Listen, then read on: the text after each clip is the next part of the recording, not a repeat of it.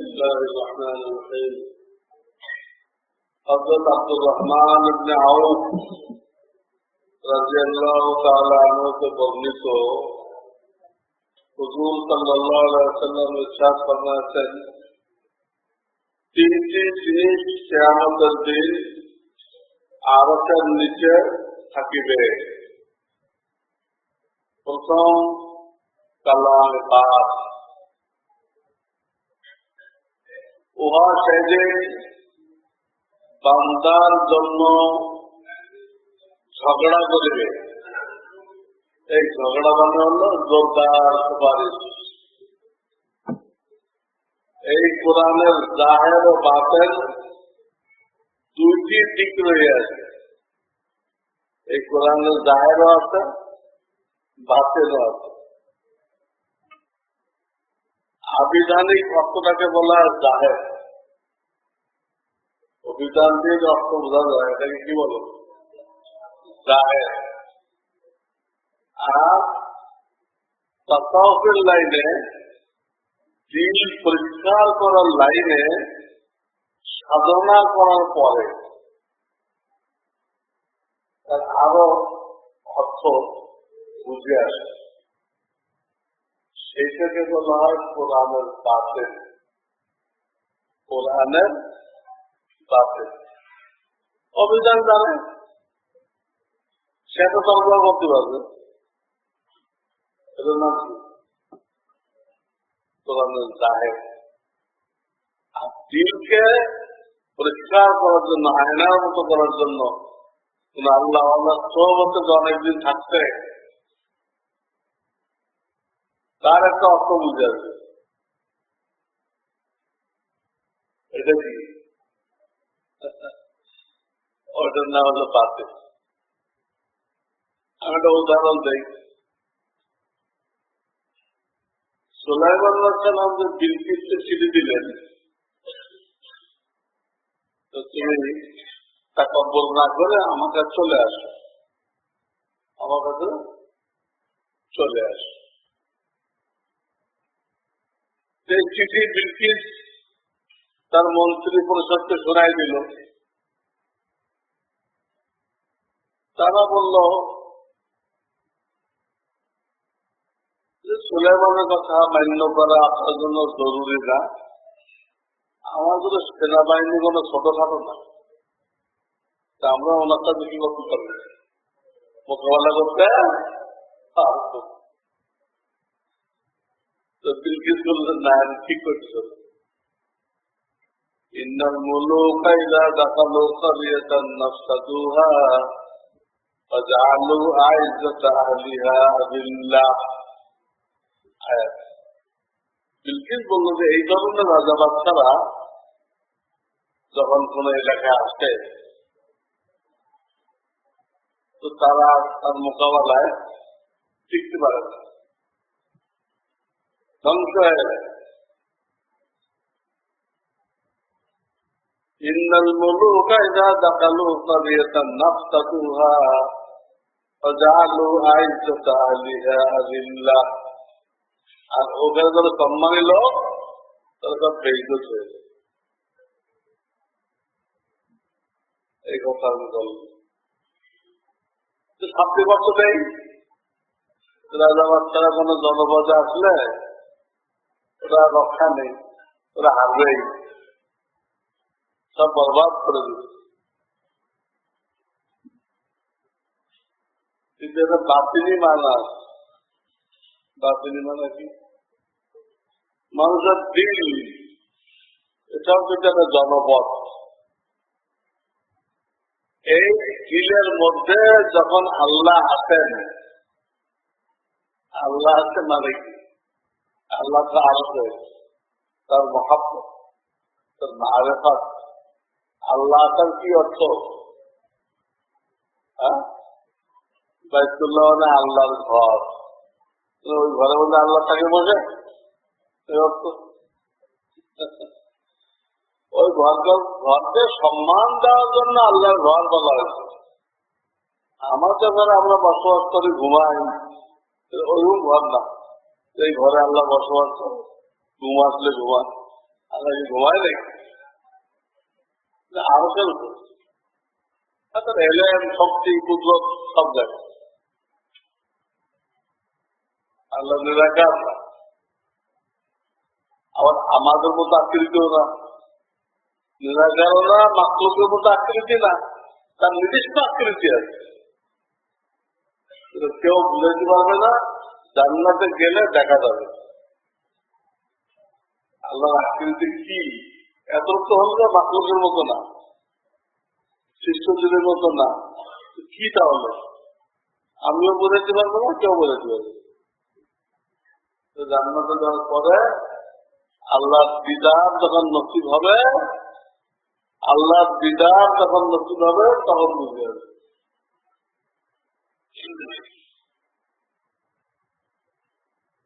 এই আল্লাহ বা আল্লাহর মহাব্বত যখন কারো দিলের মধ্যে আসে, তখন তার বাহ্যিক যে সাজসজ্জা, সাজসজ্জা এদিকে বরবাদ করে দেয়, ওটা থাকে, সে ওটার আর কোনো পরোয়া করে না। এক জমানা ছিল না, তার এই ধরনের লেবাস না হলে, এই ধরনের জুতা না হলে, এই ধরনের টাই না হলে সে বাইরে বের হতে পারে না, লজ্জা বোধ করে। আর এখন গামছা গাম দাও, গামছা গাম দাও, বেরোচ্ছে সাজসজ্জা সব শেষ। কেন? আল্লাহ এটাকে বরবাদ করে, সাজসজ্জাকে বরবাদ করে। তো কোরআনের জাহেরও আছে, বাতিলও আছে। 2 নম্বর কি থাকবে? আমানত। আমানত টাকা রাখতে আমানত হলো কি ওইভাবে রাখবে। সেরা নোটকে নতুন নোট দিয়ে পরিবর্তনও করবেন না, কিন্তু আমানত শুধু এটুকু না। আল্লাহ আপনাকে আমাকে যা দায়িত্ব দিতে, প্রত্যেকটা দায়িত্বকেই আমানত বলা হয়। আর দায়িত্ব পালন না করাটা খেয়ানত, দায়িত্ব পালন না করা খেয়ানত। চোখ দিতে বাপ মাকে দেখো, বিবিকে দেখো, বাপ মাকে দেখো, বিবিকে দেখো, কোরআন দেখো, আলেমকে দেখো, আমি সেই নায়ক নায়িকা দেখি, কি হলো? আমানত হলো না খেয়ানত হলো? এটা হলো খেয়ানত। তৃতীয় আত্মীয়তা, রক্তের বন্ধন। কেউ যদি তাকেও আপনি জোড়াইতে চেষ্টা করবেন, আপনি কাটবেন না। সামান্য সামান্য কারণে মানুষ আত্মীয়তার বন্ধন কেটে ফেলে, এই বইটা বলে যা জীবনের কত বাড়িতে আসবে বলে ফেলে কিনা না বল, কারণ এটাকে আপনি তো হলে সেরা রয়েছে, আত্মীয়তাকে বলে কি সেরা রয়েছে। একে যখন আল্লাহ সৃষ্টি করলেন, তখন সে করজোড়ে আল্লাহকে বলল, আল্লাহ আমাকে তো সৃষ্টি করতেন মানুষকে জোড়ায় রাখার জন্য, তো লোকেরা তো আমাকে জোড়ায় রাখবে না, আমাকে কাটবে। আত্মীয়তা কি করবে? কাটবে। তো আল্লাহ বললেন, শোনো, তোমাকে যে জোড়ায় রাখবে তাকে আমি আমার রহমতের সাথে জোড়ায় রাখবো। তোমাকে যে কাটবে আমি তাকে আমার রহমত থেকে কেটে দিব।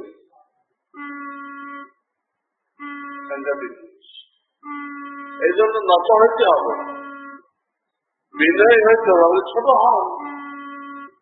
সে কাটলেও আপনি কাটতে রাজি হয়েন না, সে কাটলেও আপনি কাটতে রাজি হবেন। থাকবে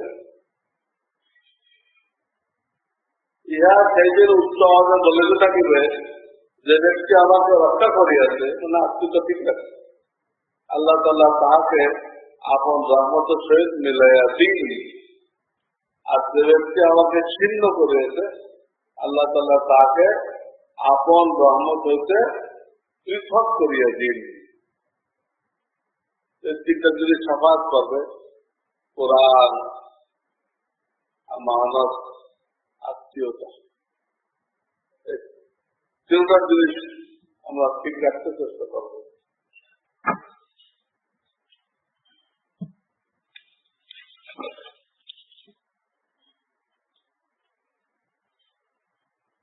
মেয়েরা বাপের বাড়িতে গেলে তখন পড়বে না পুরা পড়বে?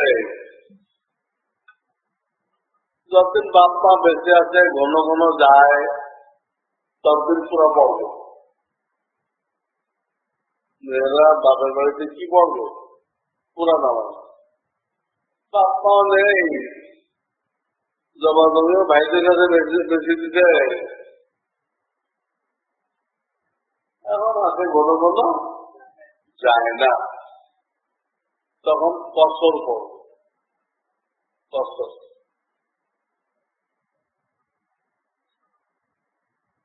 বাচ্চারা কি করবে? বাচ্চারা বাপ মায়ের তাবেদার, বাপ মা কোনটা করতে যে মশলা সেটা করবে। ইসলামী ব্যাংকে টাকা সঞ্চিত রাখলে তা হতে পাওয়া মুজারাবা হালাল কিনা? 100% হালাল না, আংশিক হালাল। তারা যে ব্যাংকে ইনভেস্ট করে, ব্যাংক ব্যবসার জন্য টাকাটা বিভিন্ন লোকে দেয় না, ওখানে তারা ভুল করে, এই জন্য হালাল বন্ধ করে। সঞ্চয়পত্রের সুদকে অনেকে হালাল বলে, ওর সম্পর্কে জানতে চাই। এটাও ঠিক না। একমাত্র প্রভিডেন্ট ফান্ড, যেটা নাকি অনিচ্ছাকৃত, আপনার ইচ্ছার বাইরে কাটতেছে, অনেক সরকার আবার যোগ করে, ওটার উপরে সুদের যে সংজ্ঞা, এটা ঠিক হয় না। এই জন্য ওটাকে জায়েজ বলা হয়। প্রভিডেন্ট ফান্ডটাও কিন্তু সুদ জমা হয়, ওটা সুদের আওতায় পড়ে।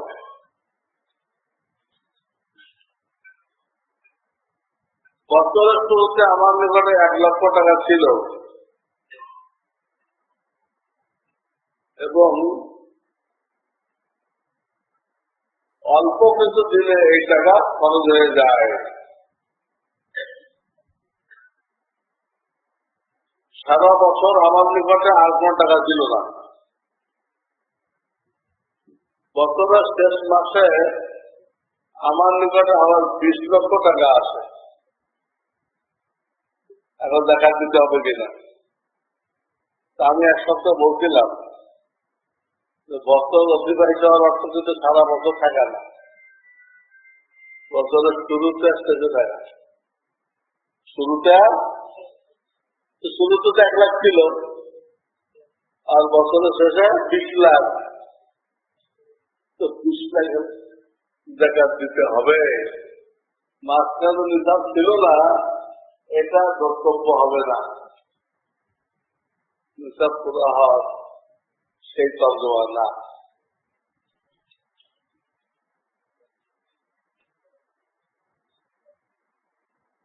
নিয়ার বাজারে শেয়ার বাজারে 10 লক্ষ টাকা বিনিয়োগ করা হয়েছে, 1 বছর। কিন্তু এখন আবার লস করে 4 লক্ষ টাকার মতো 4 লক্ষ 10 লক্ষতে কি আছে?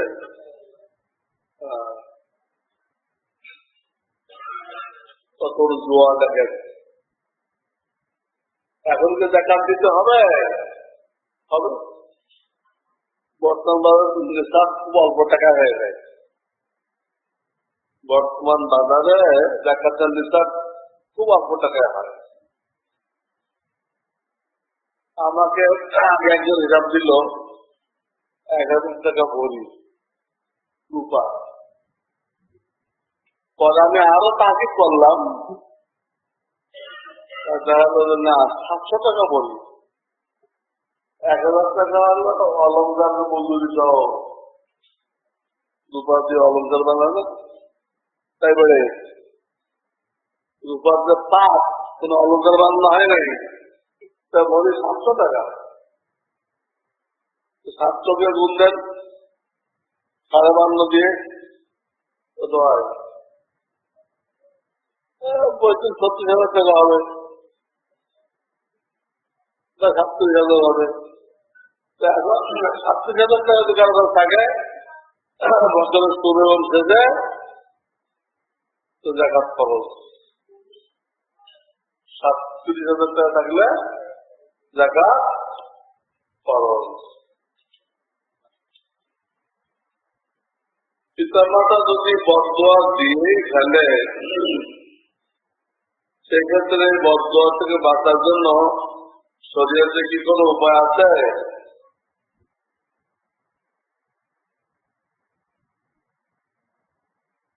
যদি ভুল ভাবে যায়, ভুল, ওই বদদোয়া আপনার কোনো ক্ষতি হবে না, কোনো ক্ষতি। যদি সঠিকভাবে যায়, আপনি তাদের সেবা করেন না, তারা কষ্ট পাই দিবে, আর আমি বউ বাচ্চা নিয়ে বিরিয়ানি খেয়ে দিতেন, তো বদদোয়া দেবে না? সঠিক, সঠিক বদদোয়া যদি দেয় তাহলে বাচ্চার উপায় হলো যে তাদের পায়ে পড়েন, পায়ে পড়ে মাপ চাইলেন, এখন থেকে তাদের দেখাশোনা করেন। তারাই আবার আল্লাহ কাছে আসতো, আল্লাহ আমি ছেলের জন্য বদদোয়া করছিলাম, আল্লাহ ছেলে ভালো হয়ে গেছে, আল্লাহ আমিও মাফ করে দিলাম, তুমিও মাফ করে দিলাম। ওই বাপ্পাকে যে বলা, তাহলে কি হলো? বৈধ বদদোয়া দিল, এটা কি হয়ে গেল? উঠে গেল, ফিনিশ। আমাদের এলাকায় প্রতিদিন রমজানে ইশার নামাজের আগে টাকা সংগ্রহ করার জন্য ব্যাগ চালু করা হয় এবং ঘোষণা করা হয় যে সংগৃহীত টাকা ইমাম, মুয়াজ্জিন সাহেব ও হাফেজ সাহেবদেরকে বোনাস হিসেবে দেওয়া হবে। হাফেজরা বোনাস কি? বোনাস তো হয় নিয়মিত যারা স্টাফ তাদের, হাফেজ সাহেবদের হয়। দ্বিতীয়ত, ব্যক্তির নামে টাকা তুললে ওই ব্যক্তিগুলোকে অবমাননা করা হয়। তাদের টাকা তুলবেন মসজিদের জন্য, ওইখান থেকে ইমামকে বোনাস দেন, ডবল বেতন দেন, ঠিক আছে। আর হাফেজ সাহেবদের কি করবেন? কিছু লোক ব্যক্তিগত ভাবে নিজের পকেট থেকে আদিয়া দিয়ে দিবে। হাফেজ সাহেবদের মসজিদে দেওয়া হারাম, চান্দা তুলে দেওয়া হারাম, তার আগেই শেষ। কি করবেন হাফেজ সাহেবটা? কিছু আল্লাহর বান্দার মধ্যে আল্লাহ পয়সা করে দিতে, আপনার পকেট থেকে হাফেজ সাহেবদের দেন। খতমের দিন না, আগে বা পর, আগে বা অবস্থা আপনাকে মহব্বত করি আমি, তা আমি 10 টাকা হাতিয়ে আপনাকে বিলকুল দেয়। আমরা দিতে মানা করি না, আমরা নিষিদ্ধটা মানা করি, যেটা নিষেধ। অবস্থাকে হারাম খাওয়ায়েন না, তার পিছনে একটা করতেছে, কিন্তু সবাই চায় আমি যার পিছনে একটা করতেছি হারাম না খাক, আবার হারাম খাওয়ানোর জন্য ব্যস্ত, আমাদের ফতোয়া মানতেছে না। আমরা কি করব?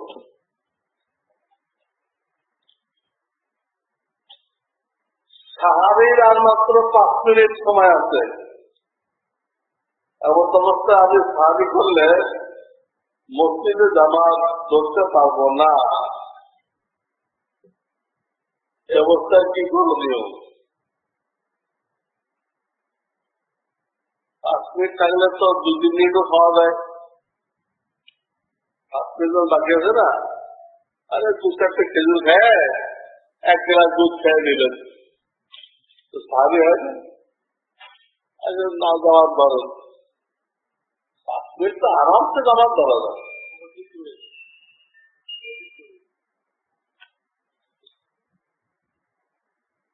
অন্য মানুষের কি করে আগে তো নয় দেয়,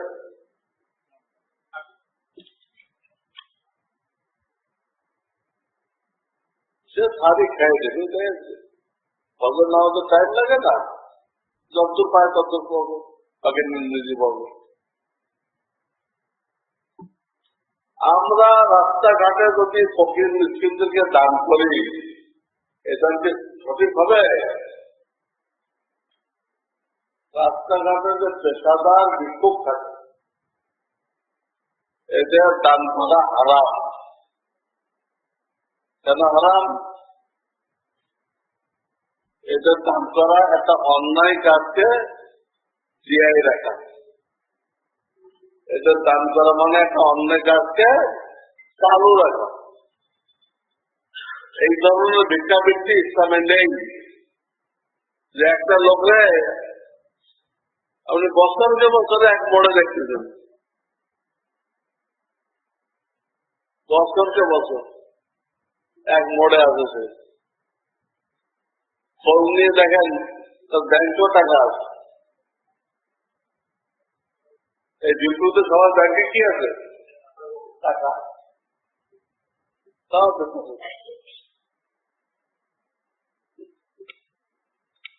এটা ইসলামের নিয়ম নেই। ইসলামের নিয়ম হলো যে ব্যক্তি গরিব হবে তার আশেপাশের ধনীরা তার খবর রাখবে, সহজ। আমার পাশের গরিব কি অবস্থা আছে আমার জন্য খবর রাখা সহজ, রেখে তারা উদ্যোগ নেবে। না খেয়ে না থাকে, তার মেয়ে বিয়ে হইতেছে না, ছেলের চিকিৎসা হচ্ছে না, এইসব সমস্যা যেন আশেপাশে ধনীদের দায়িত্ব।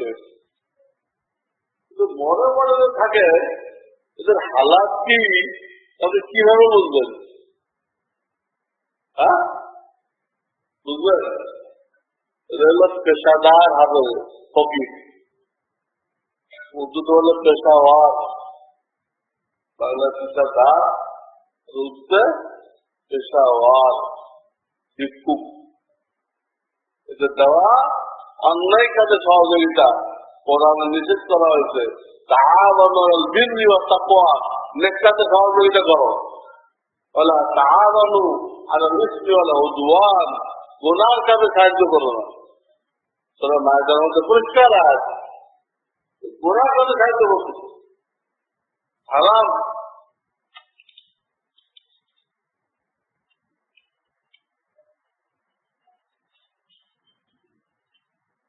হাদিস আছে যে মেয়েরা এমন কাপড় পরবে, যে কাপড় পরা করতো উল্লঙ্গ থাকবে।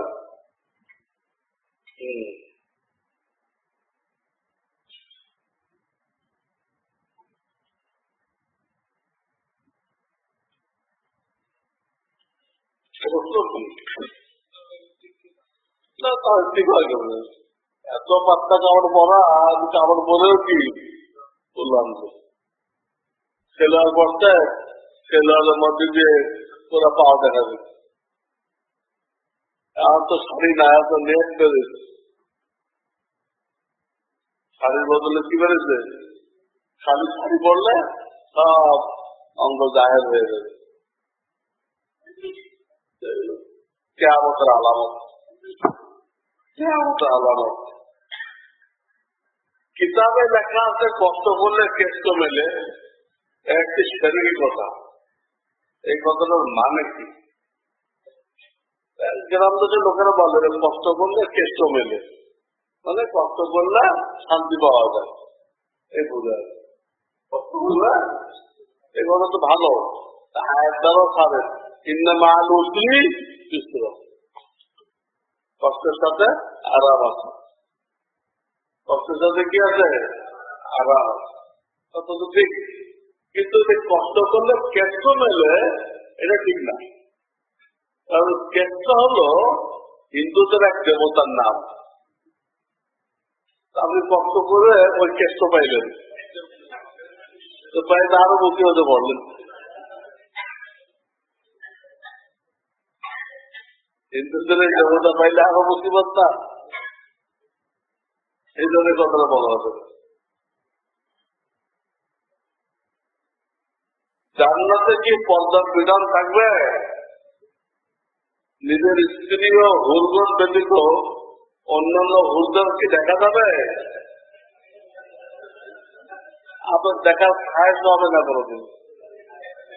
আল্লাহ আপনাকে এই পরিবার দিবেন, আপনি এইটাই একটু দেখে শেষ করতে পারতেছেন না।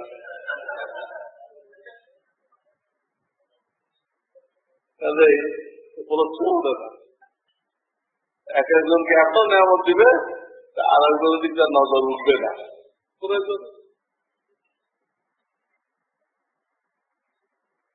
একজন মুসলমানের জন্য কি পুরা কোরআন শরীফ সহি করা ফরজ?